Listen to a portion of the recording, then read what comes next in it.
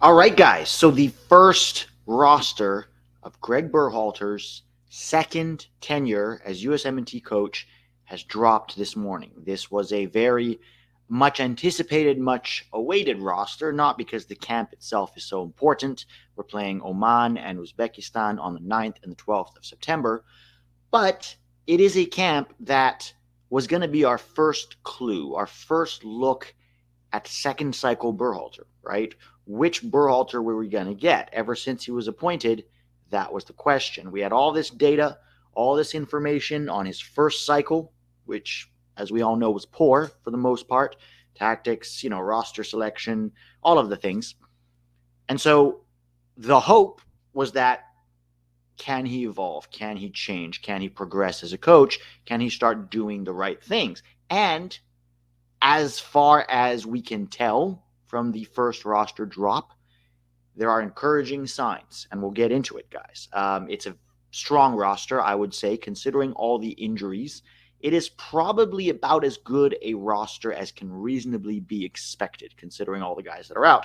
And we'll talk about it. But on my roster, it wasn't a roster prediction from last week. It was sort of a what I think we should do with the roster. And I said, this should be our A-team guys, with a couple of maybe guys who aren't quite ready for the A-team yet, but are promising young Olympic eligible players. That was the approach that I wanted us to take in this camp.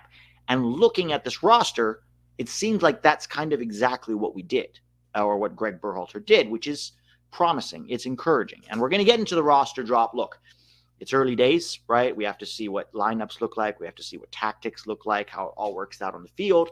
But the first clue was the roster drop. And as roster drops go, this is probably one of Gregg's much better rosters, okay? And we'll talk about it. But before we do, this video is out later than I wanted it to be because I wanted to sit in on the Berhalter press conference on Zoom. There were a couple of interesting points to point out that I'll talk about, and then we'll dive into the roster, guys.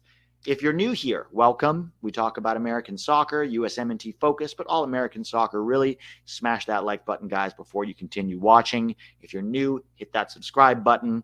We are off to the most important cycle in American soccer history. We have Copa America and Olympics next year. Copa America being held here at home in the U.S., as well as the World Cup in 2026. So there's a lot to get excited about if Berhalter can get it right.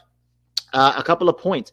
Mikey Varas, who previously was the U20 coach, has been promoted to assistant coach with the senior team. No Jason Kreis. Jason Kreis was there in the Gold Cup.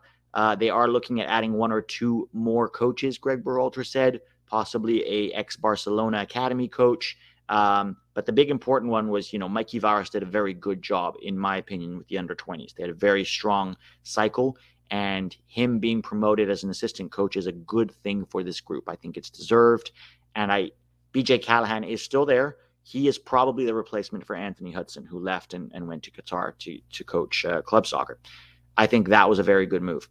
Olympics. There will be Olympic camps in October and November.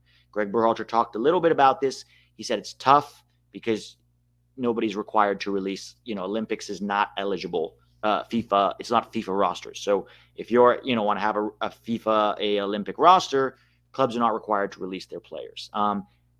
He did also mention that neither Gregg nor any of his assistant coaches will be coaching the Olympic roster. They're going to appoint a coach specifically for the Olympic team, and that is going to be announced soon. So it won't be BJ Callahan or Mikey Varas, and it'll be interesting to see who they appoint.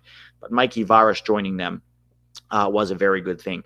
Kristoffer Lund is a Danish-American left back who plays for Palermo, in the Serie B. He just got a transfer there from Sweden. He is in this roster. This one kind of came out of left field. He's a left back. If he plays, he would have had to file a one-time switch in order to play because he's provisionally cap-tied to Denmark with their under-21s. So it'll be interesting to see how that goes.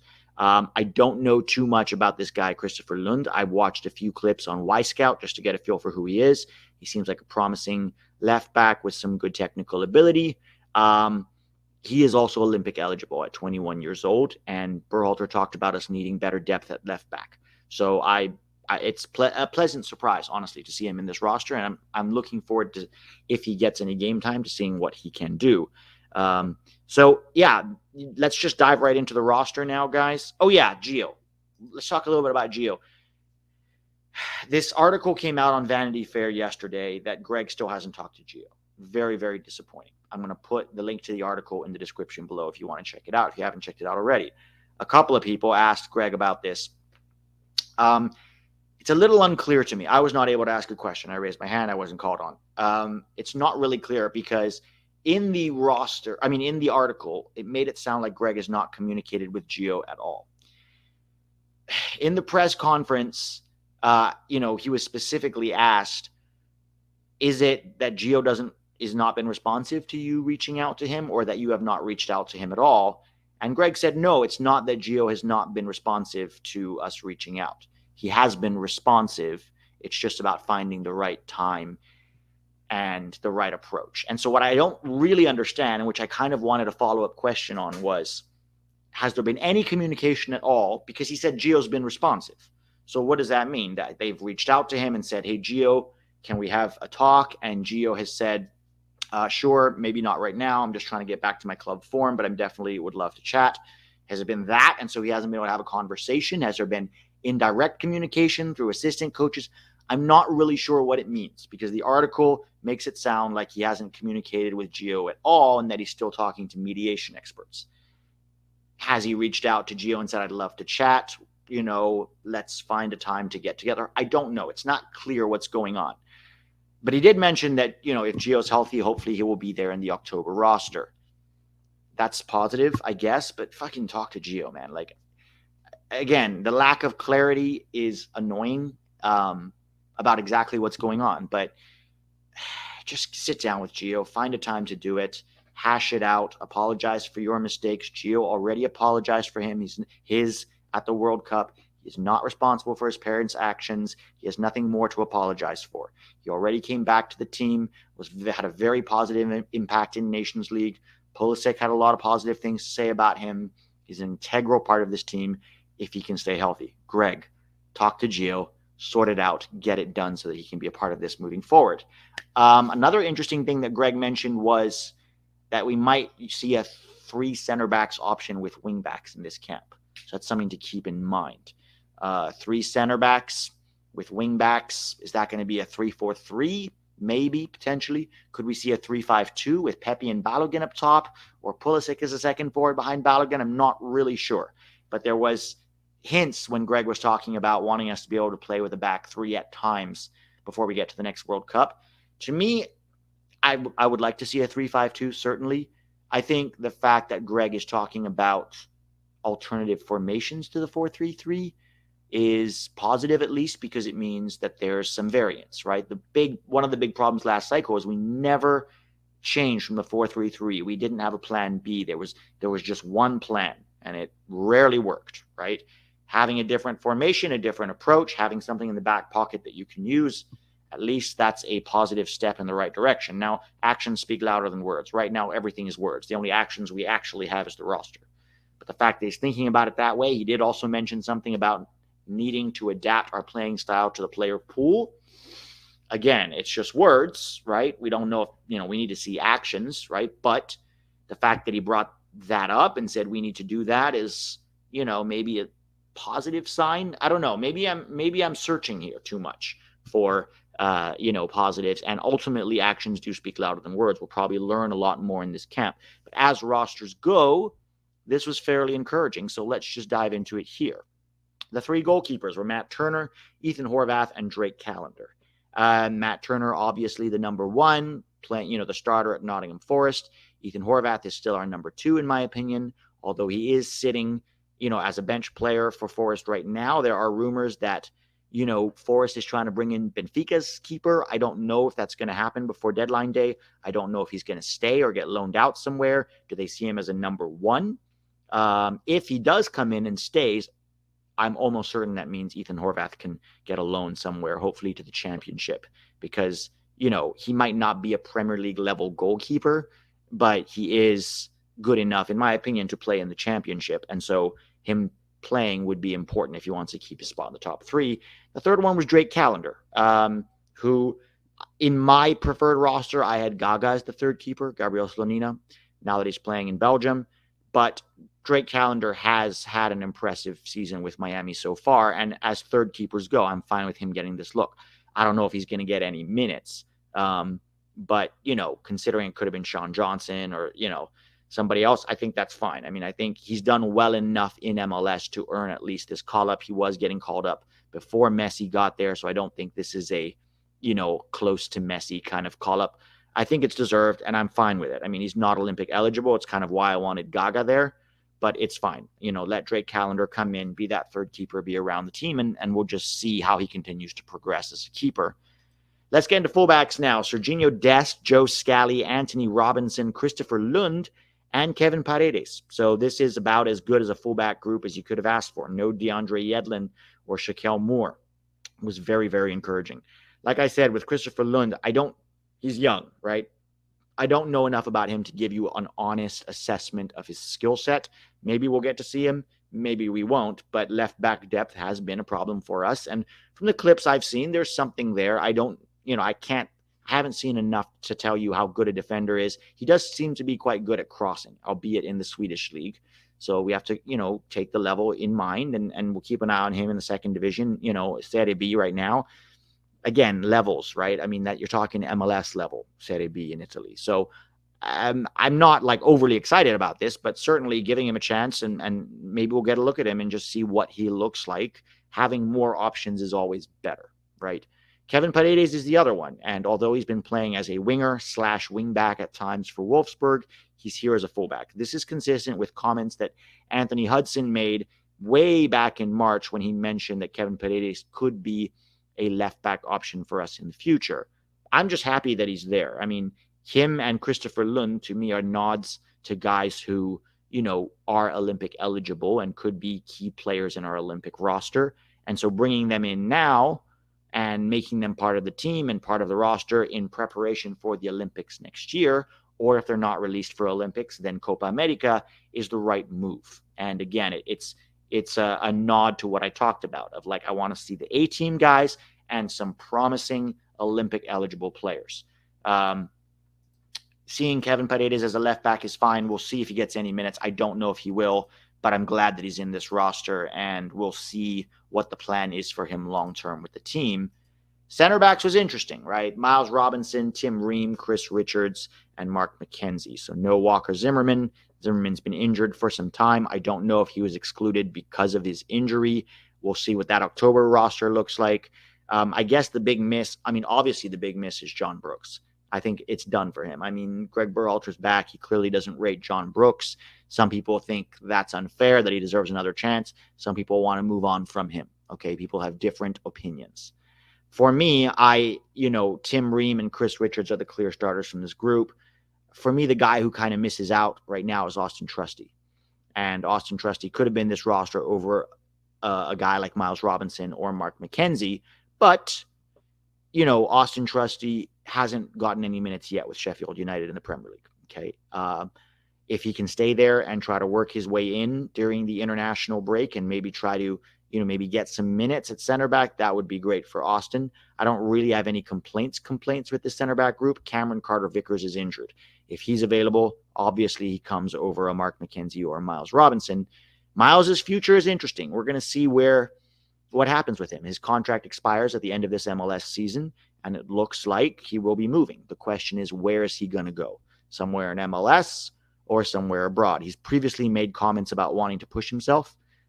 So where he goes abroad and what league he could be in, potentially maybe the Championship or the Eredivisie, could be an interesting start for him.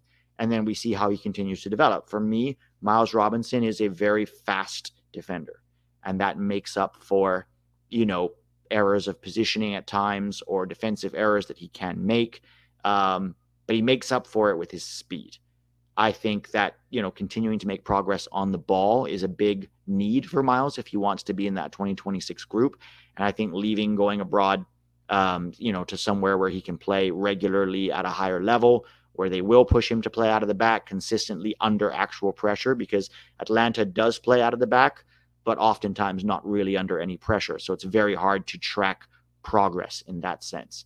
Mark McKenzie, I think maybe has found his level over in Genk, is probably not going to be better than Genk. Like I can't see Mark McKenzie in a top 5 league anytime soon. But I'm fine with him being in this roster. Overall, no real complaints. Maybe you could argue Austin Trusty should be there over one of these two. But again, as Gregg Berhalter rosters go, I don't really have a problem with this center back group. I would love to see Tim Ream and Chris Richards together. We've never really seen that. So I'm kind of hoping that this is the opportunity to do so. All right, moving into midfielders now. We have Johnny Cardoso, Weston McKennie, Yunus Musah, Ben Cremaschi, Malik Tillman, and Luca De La Torre. And the good news is that both Johnny Cardoso and Luca De La Torre make it. They both suffered injuries in their last games, but it's good to know that they're not serious enough that they do make this roster. I don't know how bad they are or if they'll play. Maybe they won't start the first games, either of them. But this is a good midfield group. I mean, the top 5, Johnny, Weston, Yunus, Luca, and Malik should be there. There's no question about it. Those are our A-teamers. Both Johnny and Malik are Olympic eligible, but we'll see, do they end up with the senior team, Copa America roster, Olympic team, whatever.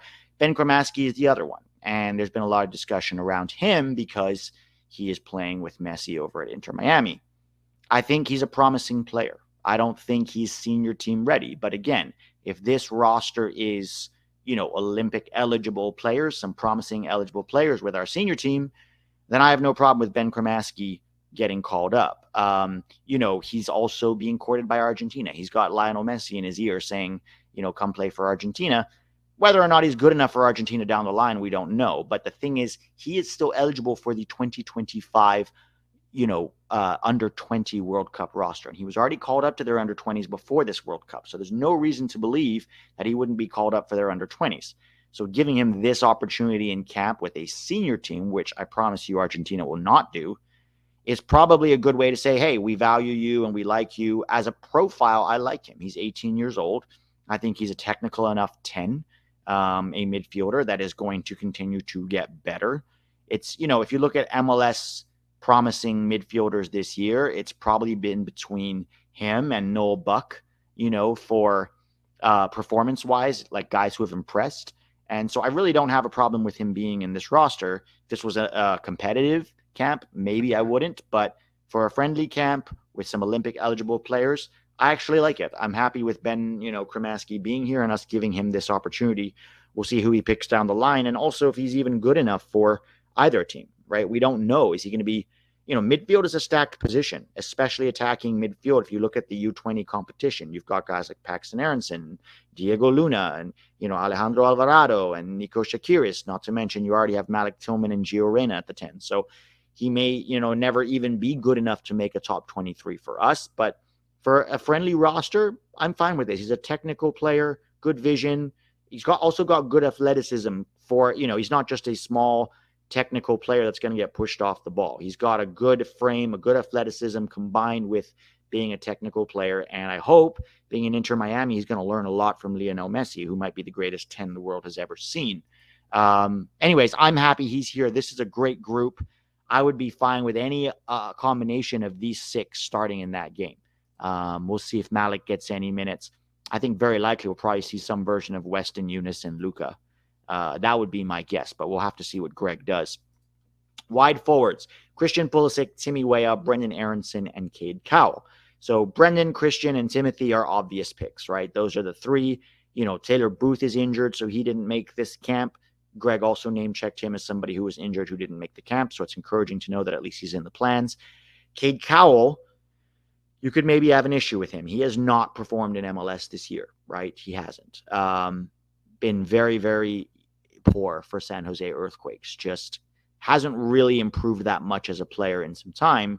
But again, if you're going with the Olympic roster model of, he had a decent under-20 World Cup, not as good in the Gold Cup, had good moments, but still very inconsistent. Now the kid is 19 years old.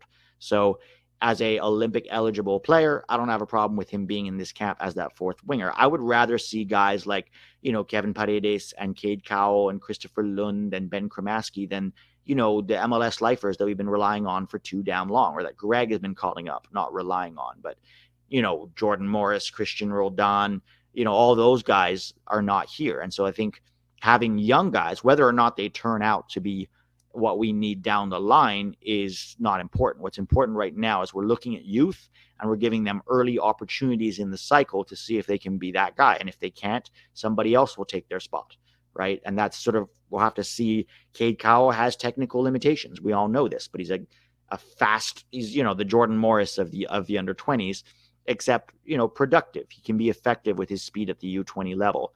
He needs to start doing it more at the pro level, right?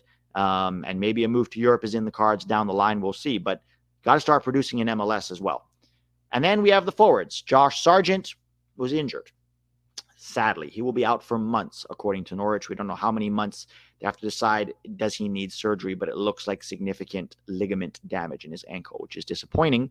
But the good news is Ricardo Pepi and Folarin Balogun are there. I'm comfortable with our group of three, right? Pepi, Balogun, and Sargent at the 9. If one of them gets injured, we still have the other 2, and that's the case here. He got this spot on. I mean, it feels weird to be complimenting it so much because it feels like duh.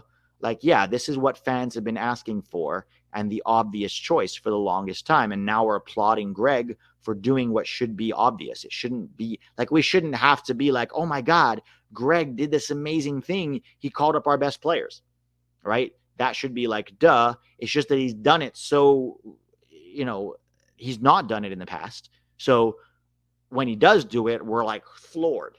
But this is the expectation. You call in your best players. That's a good start. And that is the first step into winning over a fan base that is still very, very anti-Berhalter, and with good reason. So a positive first roster is good. Let's see what formations look like. Let's see, what the play on the field looks like. Is it going to be very system-driven and anemic and slow and heavily reliant on crosses? Or are we going to see the more fluid style of play that we saw under Anthony Hudson and BJ Callahan in the Nations League, right? That is, something we'll have to see on the field. But as encouraging signs go, this is a very positive first step. And I'm really looking forward to these games now with the players that we have. And Gregg now has the opportunity to win us over. Talk to Gio. Get Gio in here. Get Gio playing in midfield. And we're good. We're gold. We're cooking, I hope. We'll see, guys. We'll see. So Oman and Uzbekistan will be on the 9th and the 12th. As always, guys, Tack and I will cover those tournaments the same way, or those games rather the same way we cover every other camp. Live watch-alongs at Tack, post-games at mine. Thanks for watching, guys. Let me know in the comments what your thoughts are about this roster. If you are as encouraged as I am, or if you have other thoughts, let me know. Let me know what you think. This is your team, guys. This is America's team. You have every right to give your thoughts, to say what you think, to want what you want. And let's see how this camp goes. But the early signs are promising, or at least encouraging. There's more work to be done with Gregg, but a good first step. Thanks for watching, guys. Smash that like button before you go. Have a great one. I'll talk to you soon.